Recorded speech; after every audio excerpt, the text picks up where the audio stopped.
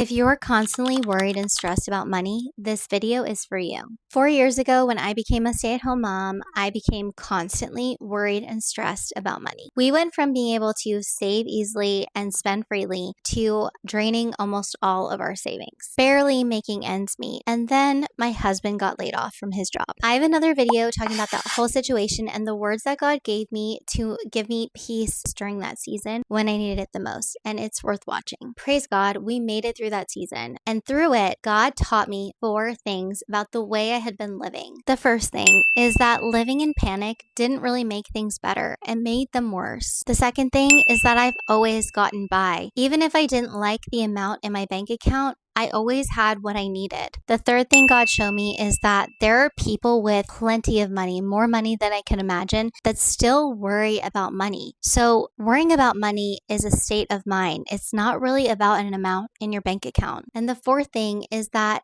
my husband isn't the provider of my home. God is. When I started shifting my perspective from my husband being the provider to God, everything changed. During this time, I was certain that I would eventually have to go back to work in a year or a few months. I had wasted 3 years of being a stay-at-home mom, constantly worried about money, and not really fully enjoying my experience of being a stay-at-home mom, which was something I always wanted in my life. I finally committed to stop letting worry drive my life. And the way I did that was constantly reminding myself of those 4 lessons that God taught me and using this mantra that God gave me. God will provide. Anytime I felt fear come up in my system, I would say, God will provide. I would repeat that phrase over and over again till I felt my breath exhale. I felt peace in my heart that God will provide. And you know what's crazy? God did provide. It's been another year when I thought it was impossible to make it another year, and God made it happen. It hasn't been perfect. It hasn't been easy, but I have handed it all over to God, and I've been saying God will provide, and I've actually been allowing myself to enjoy my life, not punishing myself for not being further along financially than I'd like to be, and just really enjoying the time that I have with my children. Life has been so much better. Stop letting the devil whisper in your ear. Remember that God will provide for you. Follow Little Girl Arise for more tips on how to live a Christ-centered life.